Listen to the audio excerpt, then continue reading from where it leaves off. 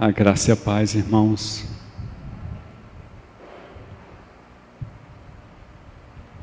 Como é bom estar novamente com vocês aqui, né?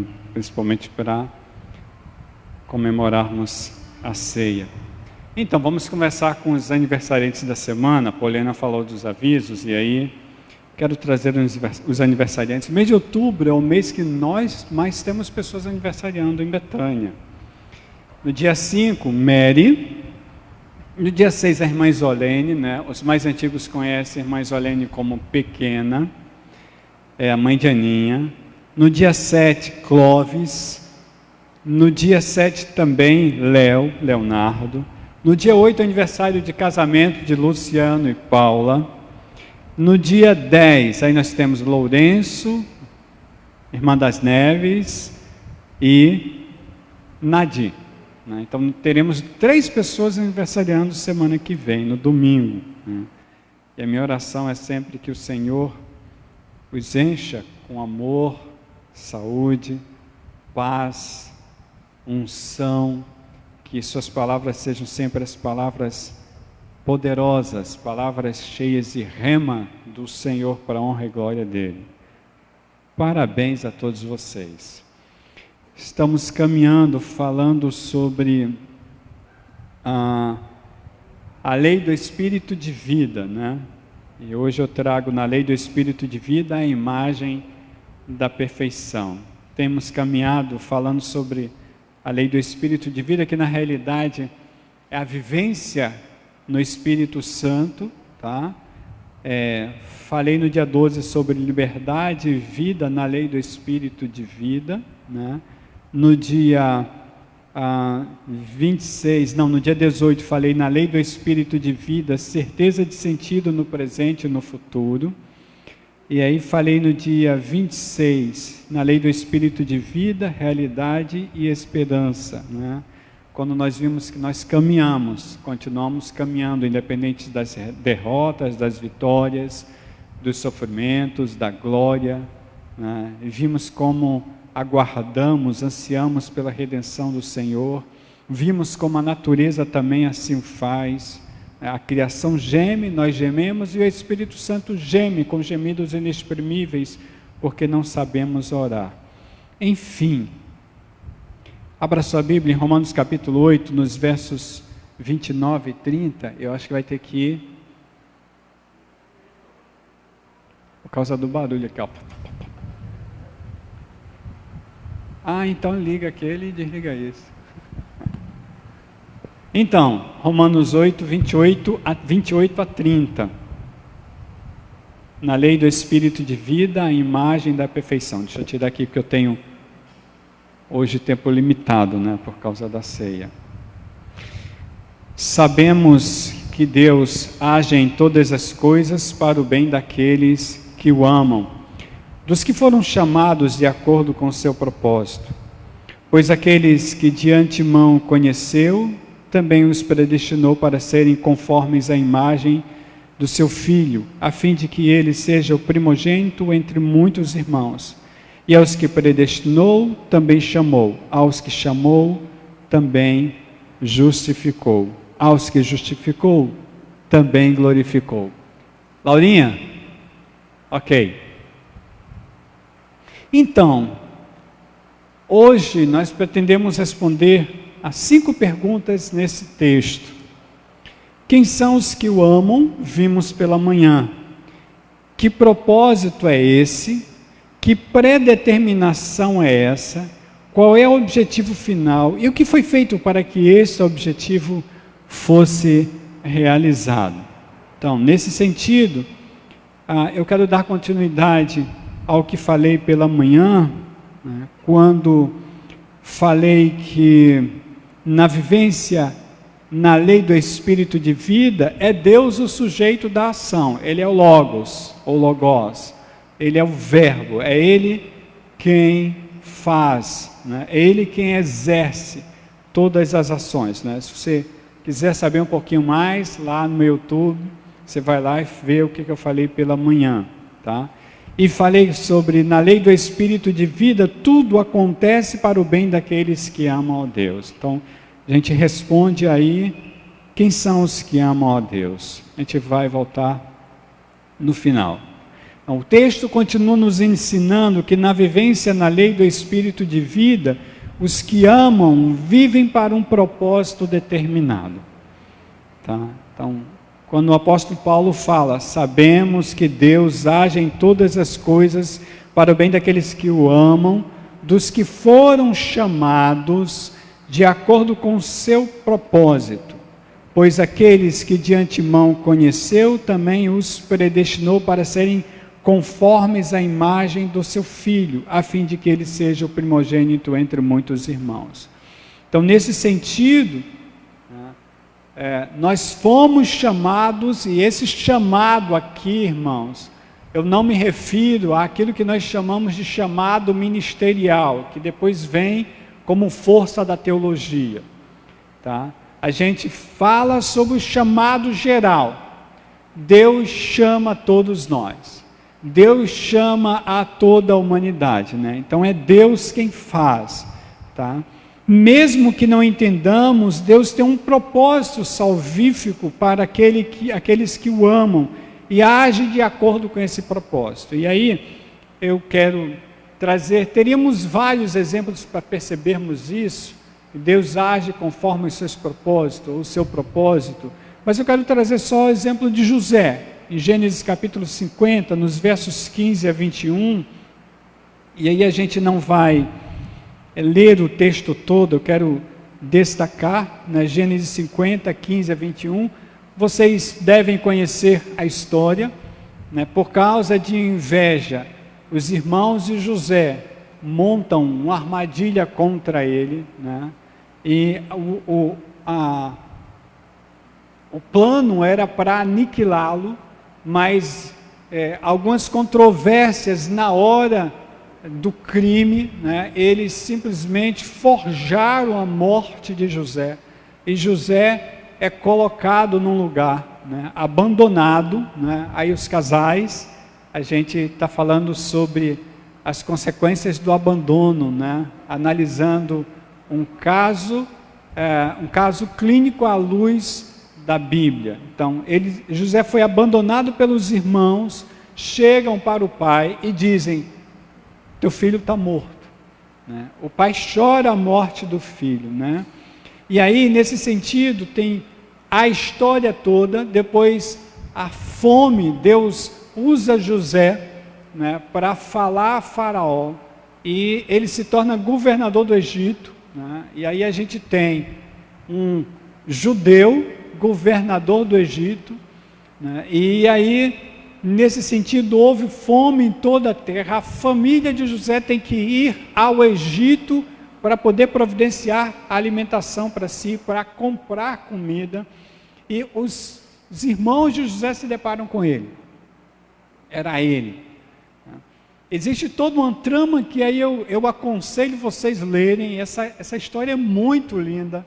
O fato é que no verso 15, a gente está em Gênesis 50, né, os irmãos dele, nesse sentido, sentem medo, né, e acham que José terá rancor deles pelo que eles fizeram, né? Eu quero levar você para o verso 19, Gênesis 50, 19, né, quando o texto bíblico relata, José, porém, lhes disse, não tenham medo, estaria eu no lugar de Deus?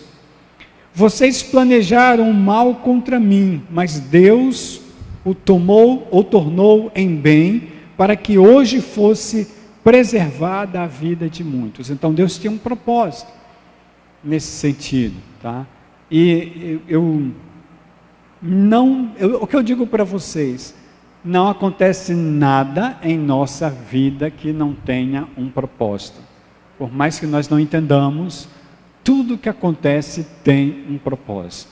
Tudo, não tem nada que aconteça que seja solto daquilo que Deus planejou para a humanidade, certo? Deus mantém todo o controle. Nesse caso, quando o apóstolo Paulo diz que os que foram chamados de acordo com o propósito do Senhor, né, o Senhor de antemão os conheceu. Eu quero levar vocês para Gênesis capítulo 1, no verso 26, quando Deus literalmente diz que o homem estava sendo criado naquele momento à sua imagem, conforme a sua semelhança. A fala façamos o homem à nossa imagem, conforme a nossa semelhança, tá? Então, essa imagem ela foi deturpada, conforme nós temos visto no Éden, né, no momento do pecado. E ela precisaria, né, ser restaurada. Tá? Nesse sentido, é disso que estamos falando. Tá? Quando o apóstolo Paulo fala desse propósito, fala do propósito de restauração da humanidade. Em Colossenses capítulo 1, nos versos 13 a 15, Colossenses 1, 13 a 15, o próprio Paulo diz assim: pois ele nos resgatou do domínio das trevas e nos transportou para o reino do seu Filho amado. Se você quiser dar um dos conceitos bíblicos para salvação, para conversão, né, diremos, ou digo, mais aberto para conversão, aí está um conceito. Pois ele nos resgatou do domínio das trevas e nos transportou para o reino do seu Filho amado, em quem temos a redenção, a saber, olha só, o que é redenção? O perdão dos pecados. Aí o apóstolo Paulo disse: ele é a imagem do Deus invisível, o primogênito sobre toda a criação. Ele está falando de Jesus Cristo. Então, a imagem do Deus invisível é Jesus Cristo. A restauração do homem deturpado no Éden, né, está em Jesus Cristo. Tá? Efésios capítulo 1, nos versos 9 a 12, Efésios 1, 9 a 12, o apóstolo Paulo diz: nos revelou o mistério da sua vontade, de acordo com o seu bom propósito que ele estabeleceu em quem? Em Cristo. Seu bom propósito foi estabelecido em Cristo. Isto é, de fazer convergir em Cristo todas as coisas celestiais ou terrenas na dispensação da plenitude dos tempos. Veja, a gente está caminhando para o propósito de Deus aí, tá? Nele, e aí você, se quiser pode grifar, né, guardar isso aí, porque esse texto é muito importante. Nele fomos também escolhidos, tendo sido predestinados conforme o plano daquele que faz todas as coisas segundo o propósito da sua vontade, a fim de que nós, os que primeiro esperamos em Cristo, sejamos para o louvor de sua glória. Tá? Então, nesse sentido, ele traz aí o propósito, falando claramente que cada um de nós tem um propósito para Deus. Olha, como é que eu posso dizer isso? Talvez você pense assim: eu vou hoje à igreja adorar a Deus. Esse é o seu propósito? Eu não diria que é. Porque quando você é restaurado, você já é parte, né, de um povo que adora a Deus. Então, você não sai da sua casa para cá para adorar a Deus. É também para adorar a Deus, tá? Olha, você pode dizer assim: eu vou à igreja para entrar em comunhão com os irmãos. Esse é o seu propósito? Não é. Deus não lhe restaurou para que você esteja em comunhão com os irmãos, quero dizer só. Né? Esse também é seu propósito. Tá? Então, adorar a Deus, estar em comunhão com os irmãos, é seu propósito em todo o tempo. Não somente no domingo, à noite ou pela manhã. Tá? Onde é que está esse barulho todo, hein? Nesse sentido, você pode até questionar: qual é o propósito que eu saio da minha casa e vou à igreja para adorar a Deus no domingo? Eu entendo que você precisa descobrir, porque você não está aqui à toa. Não, pastor, mas eu vou para adorar a Deus, eu vou para estar em comunhão com os irmãos. Também. Todos os dias deveriam ser assim. Todos os dias. Todos os dias. Né? Essa semana aconteceu algo que eu estou tentando fazer uns esquemas, né? Para que nós entendamos como corpo que todos nós fazemos parte de todos nós. Isso é uma das coisas mais difíceis de fazer crente entender. Né? Talvez seja fácil Marcelo entender que faz parte de Laíse, principalmente porque no ventre de Laíse tem um fruto, né, da união entre Laíse e Marcelo. Né? Mas eu vou dizer, como casado há 30 anos, que às vezes é até difícil eles entenderem isso. E não é fácil entender, né, que de repente a minha dor deve doer em Andrei, a dor de Andrei deve doer em mim. Não é muito fácil entender isso, mas é assim que a Bíblia diz, se é que fazemos parte de um mesmo corpo, né? Quando a gente sai de casa, vem para cá, a gente precisa entender isso. Aquilo que dói em mim, dói em vocês. Aquilo que dói em vocês, dói em mim. Aquilo que me enche de alegria, deve encher de alegria vocês. Aquilo que enche de alegria vocês, deve encher de alegria a mim. Eu tenho dificuldade de entender que as pessoas não entendem isso, porque as pessoas deveriam entender. Então, nesse sentido, a gente tem um propósito. Tá, a gente caminha. Vamos lá. Deixa eu ver aqui, senão me perco, né? Gênesis 1, 26, Colossenses 1, 13 e 15, Efésios 1, 9 a 12. Tá? E aí eu quero levar vocês para João, capítulo 17, nos versos 20 a 26. João 17 é um texto para mim que nós deveríamos, penso que nós deveríamos ler todos os dias, sabe? Eu tenho dificuldade de fazer algo que eu chamo de estudar, né? Talvez pelas dificuldades geradas pelo déficit de atenção, tá? Então, eu conheço pessoas que fazem uma leitura rápida e já entenderam tudo. Eu faço uma leitura de início e mesmo que não seja rápida, ela é uma leitura preliminar. Porque às vezes eu estou lendo no meio da leitura ali, aí eu estou pensando no que eu vou fazer depois da leitura. E aí eu saí da leitura. E eu tenho que voltar para a leitura. E como eu estou acostumado a isso, eu continuo a leitura, né? E aí eu depois faço uma segunda leitura.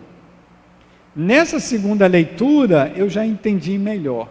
Mas eu consigo entender o texto a partir da terceira leitura, que é uma leitura mais profunda, já que eu já conheço o texto, né? E aí eu começo a me aprofundar. Assim funciona com a Bíblia para mim também, né? E João 17, eu moro nele, porque é um texto que precisamos entender o que Jesus Cristo fez por nós. Veja, João 17, de 20 a 26, o Senhor diz assim: alguém providencia água para mim, por favor, que eu estou aqui já.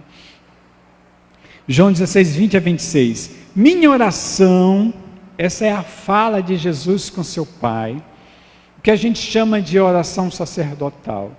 Minha oração não é apenas por eles, rogo também por aqueles que crerão em mim por meio da mensagem deles. Então, aqueles que crerão em mim por meio da mensagem deles, estamos contidos nisso, certo? Para que todos sejam um. Para que todos sejam um. Para que todos em Betânia sejam um. Não é isso que Cristo está dizendo. Para que todos os do corpo de Cristo em João Pessoa sejam um. Não, não é isso que o Senhor está dizendo. Para que todos os do corpo na Paraíba sejam um. Não, não é isso que o Senhor está dizendo. O Senhor também está dizendo isso, mas o que Ele está dizendo é: todos aqueles que forem resgatados por mim serão um. Eles precisam serem um. Eu estou falando dos resgatados, eu não estou falando dos crentes, dos batistas, né? É uma das coisas que eu converso com os meus colegas, porque assim, a gente quando se refere aos batistas. Eu penso que batistas, presbiterianos, congregacionais, pentecostais, neopentecostais, católicos e por aí vai. Porque eu não estou falando da religião, todo aquele que faz o que Deus manda em Jesus Cristo, esse é filho de Deus. Tá? Então, nesse sentido, o todos aqui é todos mesmo. Para que todos sejam um, Pai, como Tu estás em mim e eu em Ti. Que eles também estejam em nós. Que história é essa? Eles estão em nós. Eles estão em nós. Para que o mundo creia que Tu me enviaste. Deles a glória. Olha só, é o Senhor quem nos dá a glória. Deles a glória que me deste. Deus dá a glória a Jesus, Jesus nos dá a glória. Para quê? Para que eles sejam um, assim como nós somos um. Eu neles, Tu em mim. Olha o mistério, gente. Eu neles, Tu em mim. Que eles sejam levados à plena unidade, para que o mundo saiba que Tu me enviaste e os amaste, como igualmente me amaste. Ele continua, né? Pai, quero que os que me deste estejam comigo onde eu estou e vejam a minha glória, a glória que me deste, porque me amaste antes da criação do mundo. Pai justo, esse título é tremendo para Deus. Pai justo, embora o mundo não Te conheça, eu Te conheço, e eles sabem que me enviaste. Agora, a chave para mim está aqui no verso 26. Eu os fiz conhecer o Teu nome, e continuarei a fazê-lo, a fim de que o amor que tens por mim esteja neles, e eu neles esteja. Eles estão em nós, eu estou neles. Eles estão em mim, e eu estou neles. Então, quando Jesus Cristo fala isso, Ele deixa claro para mim que Ele está em mim. Ele está em mim aqui agora, mas não é porque eu sou o pastor, o pregador, o ungido. Ele está em cada um de nós, e completamente está em cada um de nós. Se é que cada um de nós tem um Espírito. É assim que a palavra diz. Então, nesse sentido, cada um de nós tem um propósito específico. Que propósito é esse, Emilson? Aí eu começo a entender que na lei do Espírito de vida, a graça providencia tudo o que precisamos, tudo. Emilson, você não está muito repetitivo? Sim, a Bíblia é assim, de Gênesis a Apocalipse. A mensagem é uma só. Vejam, no verso 28, o apóstolo Paulo diz que Deus de antemão nos conheceu. Tá? E aí eu lembro prontamente de um salmo que eu já trouxe para vocês a semana passada. Que é outro texto que me consome. Salmo 139. Eu não vou ler, né? Lógico, não dá. Mas percebam, verso 3. Todos os meus caminhos são bem conhecidos por Ti. Antes mesmo que a palavra me chegue à língua, Tu já a conheces inteiramente, Senhor. Deus me conhece. Né? Essa palavra conhecer, tanto no grego como no hebraico, na Bíblia, quer dizer relacionamento, intimidade. Relacionamento. Tá? A Bíblia diz que Adão conheceu Eva. Né? A gente está falando de relacionamento. Tá? E aí eu não vou me aprofundar mais nisso, que eu preciso caminhar aqui. Veja o verso 13, a gente está no Salmo 139.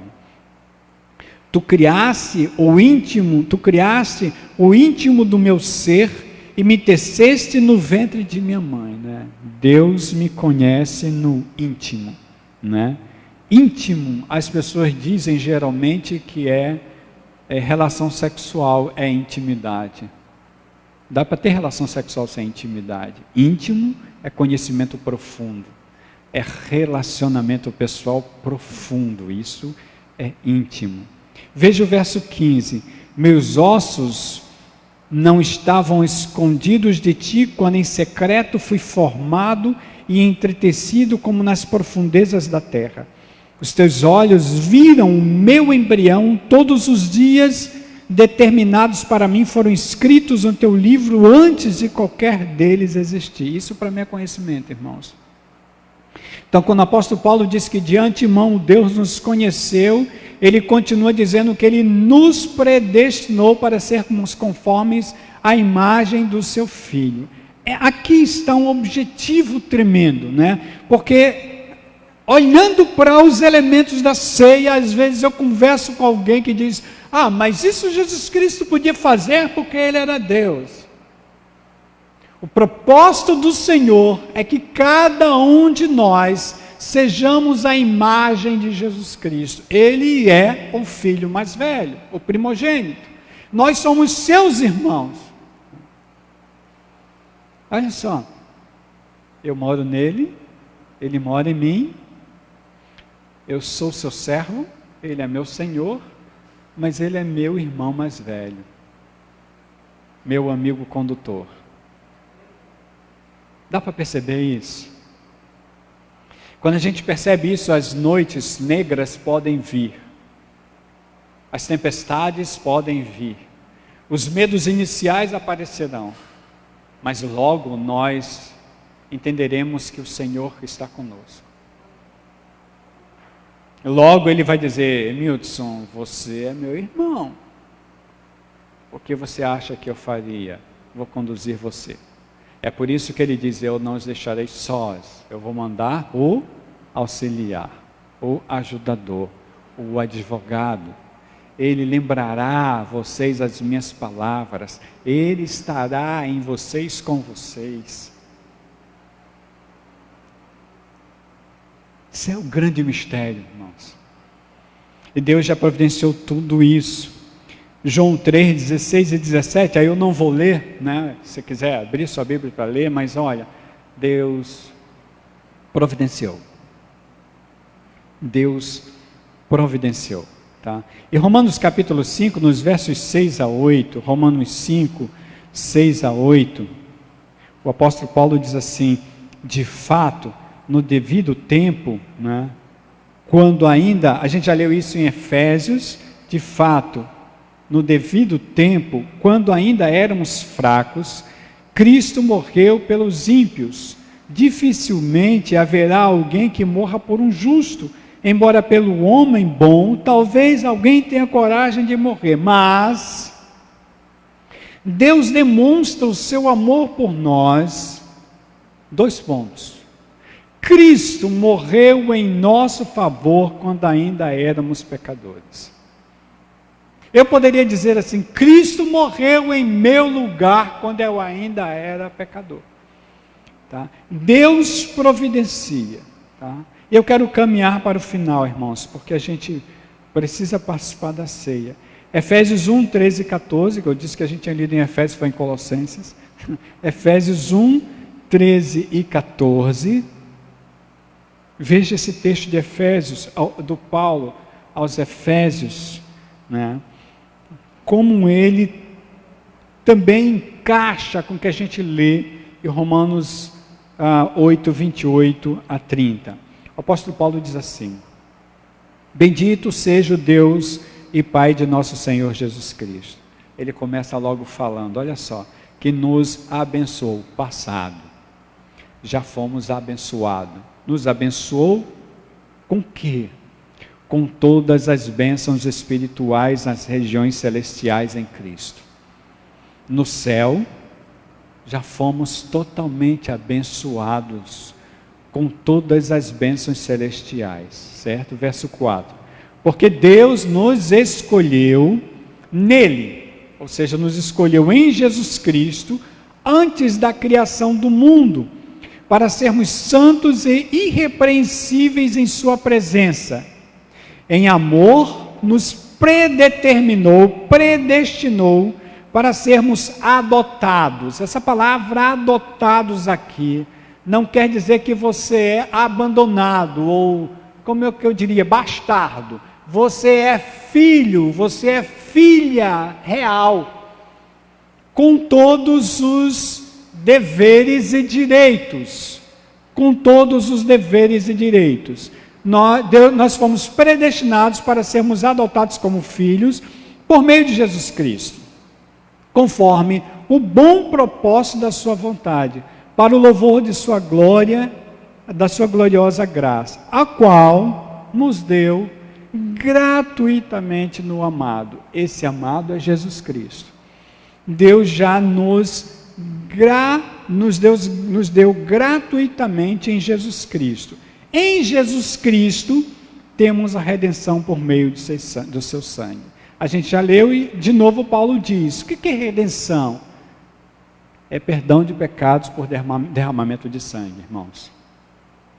Deus já nos redimiu, ou seja, eu tinha os pecados do passado, eu tenho os pecados do presente, não, eu tinha no passado também os pecados do presente, e eu tinha no passado também os pecados do futuro.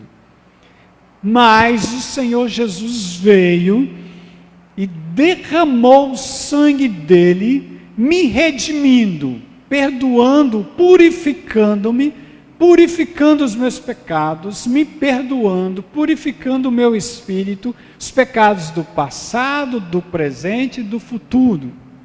Deus já me purificou para os pecados que eu vou pecar. Isso não é perigoso você falar isso não, Hamilton? Não. O nome disso é graça. Sim, mas se as pessoas se aproveitarem para pecar porque Deus já perdoou, não estão vivendo graça. Então não se encaixa para essas pessoas que continuam pecando porque Deus já perdoou. Elas não estão na graça. Elas não entendem o que é graça. Certo? E eu não vou aprofundar porque a gente já tem conversado sobre isso, né? Mas veja, nele temos a redenção por meio de seu sangue, o perdão dos pecados, de acordo com as riquezas da graça de Deus, a qual ele derramou sobre nós com toda a sabedoria e entendimento. Essa sabedoria e entendimento não tem nada a ver com os ensinamentos seculares, ou seja, deste mundo, deste século, certo? Tem a ver com sabedoria direta do céu, entendimento direto do céu. É isso que Deus diz a Jeremias quando diz, lá no capítulo 33 do livro do profeta, eu escreverei minha lei no coração deles. Eu conversarei com eles e ninguém vai precisar ensinar a eles, não vão precisar mais ser ensinados, porque eu os ensinarei. Deveria ser assim, viu, irmãos? Então, nesse sentido, né, no verso 29, nos revelou o mistério da sua vontade de acordo com seu bom propósito que ele estabeleceu em Cristo. Isto é, de fazer convergir em Cristo todas as coisas celestiais ou terrenas. A gente viu isso semana passada. Na dispensação da plenitude dos tempos, nele fomos também escolhidos, tendo sido predestinados conforme o plano daquele que faz todas as coisas segundo o propósito da sua vontade, a fim de que nós, os que primeiro esperamos em Cristo, sejamos para o louvor de sua glória. Você não já leu isso, Hamilton? Já, estou lendo de novo. Veja o verso 13, que esse nós não lemos. Quando vocês ouviram e creram na palavra da verdade, o evangelho que os salvou, vocês foram selados, é passado, vocês já estão selados, garantidos pelo Espírito Santo da promessa, que é a garantia da nossa herança até a redenção daqueles que pertencem a Deus para o louvor da sua glória. Isso já foi providenciado. As perguntas, Emildson: conheceu, predestinou, chamou, justificou, glorificou. Quem são os que o amam? Nós respondemos pela manhã. Aqueles que fazem a sua vontade. Se você quiser ir ver o vídeo, você vai perceber o que eu vou explicar. Porque tem algumas pessoas que dizem: se Deus é muito mau, só privilegia quem o ama, né? Tem uma história por trás, não é isso, tá? Quem tem o seu espírito entende o que ele quer. Quem não tem, não vai entender, né? Eu não estou falando quem é crente entende o que ele quer, quem não é, não entende. Não é disso que eu estou falando. Falando assim, quem tem o seu espírito entende o que ele quer. Quem não tem, independente de religião, não vai conseguir entender o que ele quer. Então, os que o amam são os que fazem o que ele manda. Certo? Que propósito é esse? Deus nos predestinou em Jesus Cristo para sermos conforme a sua imagem. Irmãos, não venham conversar comigo para dizer: isso é Jesus Cristo, Ele é Deus. Não venham falar isso para mim, porque eu vou trazer a Bíblia para vocês, certo? E eu sei claramente, porque eu sou ser humano, eu sei qual é a diferença entre Emildson e Jesus Cristo. Jesus Cristo morreu sem pecado, ressuscitou sem pecado, subiu ao céu sem pecado, aos céus sem pecado, e está assentado à direita de Deus sem pecado, né? Essa é a grande diferença. Mas o que ele diz aos discípulos é dito para mim também. Eu estou fazendo isso para que vocês entendam que vocês precisam fazer uns pelos outros. E se eu sou o mestre e estou fazendo, é porque vocês precisam entender que vocês devem fazer também. Então essa é a diferença, tá? Então nesse sentido, esse é o propósito. Que nós sejamos conforme a sua imagem, que é a imagem restaurada lá no Gênesis, tá? Que predeterminação é essa? Que ele seja o primogênito entre muitos irmãos, certo? Jesus Cristo é sim meu irmão mais velho, é o que está escrito, e eu tomo posse dessa história, independente do que queiram pensar, problema de quem queira pensar, mas é o que o texto diz, e eu entendo que ele é sim meu irmão mais velho. Esse é o grande propósito, a grande predestinação, que ele seja o primogênito entre muitos irmãos. Qual é o objetivo final? Conhecimento, irmãos. Deus quer que nós sejamos íntimos dele. Deus quer que simplesmente eu não me esconda dele como Adão se escondeu. Nem dá para me esconder, né? Cá para nós. Atitude infantil do Adão. Deus quer que eu não me esconda porque ele me conhece, né? Deus já me predestinou. Por mais que eu não queira aceitar isso, né? Se eu tenho Espírito, eu estou predeterminado em Jesus Cristo. Eu não estou dizendo aqui que Deus escolhe uns para salvação e outros para a perdição. Não é isso que eu estou dizendo. Em Jesus Cristo, toda a humanidade já foi predeterminada para ser conforme a imagem dele. Deus quer que seja assim, porque o sacrifício vicário me deu esse espaço, tá? Nesse sentido, conhecimento, predestinação, chamado. Você foi chamado ao ministério. Não, irmãos, todos nós somos chamados. Esse negócio de chamado ao ministério é coisa de teologia, certo? Porque tem um chamado inicial, chamado para ser ministerial, chamado para isso, chamado para aquilo. A teologia classificou os chamados. Eu não estou falando de teologia, falando de Bíblia. Todos nós fomos chamados para sermos predestinados a sermos conforme a imagem do Filho de Deus. Tá? Isso está escrito. Você vai lá para os comentários, você vai ver uma divergência ou outra, mas a grande maioria vai dizer as mesmas coisas que eu estou dizendo aqui para você. Tá?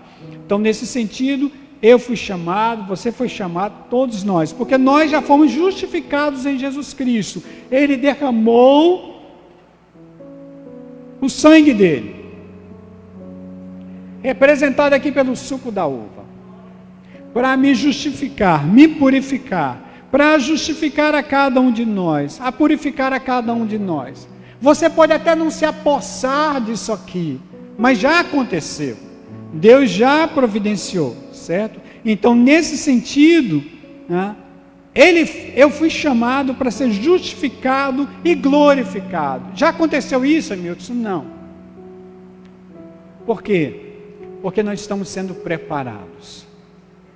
Santificação é o nome que se dá para essa vivência na terra. Separação, tá? E aí a glorificação vai ser no final. Lembra que a gente comemora a vinda de Jesus Cristo, que a gente espera ainda, o que a gente chama de volta, né? Mas que ele virá, né, buscar a sua igreja. Aí nós seremos glorificados. Nosso corpo é estranho, né? Os discípulos estão conversando, todo mundo ali cheio de medo pelo que está acontecendo, né? Uma conspiração tremenda, cheiro de perseguição, e Jesus Cristo, eles estão trancados, fechados entre quatro paredes, e Jesus Cristo simplesmente aparece no meio deles. Pai seja com vocês. O corpo já não tem mais limite. É corpo, não é esse corpo, é um corpo diferenciado, mas é esse corpo a base. Isso chama-se glorificação. Já foi realizado, viu? Veja que o apóstolo Paulo disse que nós já fomos abençoados nas regiões celestiais. Isso aqui já foi realizado, nós só esperamos o tempo. Então nós respondemos todas as perguntas, né? Falta uma. O que foi feito para que esse objetivo fosse realizado? João 3,16. Deus amou o mundo de tal maneira que entregou seu único Filho para que todo aquele que nele crer não pereça, mas tenha a vida eterna. Precisamos entender Romanos capítulo 8, os versos 28 e 30, para entendermos o que é Evangelho, irmãos. Né? E a minha oração é que nós entendamos o que foi feito na cruz por nós. Se nós conseguirmos entender isso, nós seremos corpo. Por que eu fiz isso hoje, irmãos? A gente está orando para voltar como éramos. A gente tem conversado nos bastidores em liderança, e a gente está com uma saudade muito grande de poder estar. Então a gente vai fazer tudo com muita sabedoria, mas a gente precisa entender que a gente é corpo, que a gente faz parte um do outro. A dor da irmã Socorro que está ali na esquina é minha dor. A dor do Clóvis que está ali na esquina ainda padecendo é minha dor. A dor da irmã Edna que está aqui ainda é a minha dor. A dor do irmão Isidro, da irmã Geni, que estão no Cristo, é a minha dor. A dor de cada um de nós é dor de cada um de nós e dor de todos nós. A dor do faminto é a minha dor. Deus, que seja uma semana de reflexão, que nós entendamos para que viemos, que nós saibamos quem somos e que nós assumamos a nossa função, porque nós fomos predeterminados a sermos conforme a imagem do Cristo, a imagem de Jesus, que é o nosso irmão mais velho. E Senhor, já foi feito, precisamos nos apossar disso. Então que entendamos o que é ser corpo de Cristo. Eu oro pedindo que teu amor, a tua graça, a unção do teu Espírito continue conosco, Senhor. Que as tuas misericórdias continuem surgindo a cada dia para nós, e que seja tu, Senhor, a morada em nós. A tua morada somos nós. Que nós entendamos isso para a tua honra e glória, no nome de Jesus. Amém. Vão em paz. Deus abençoe a todos.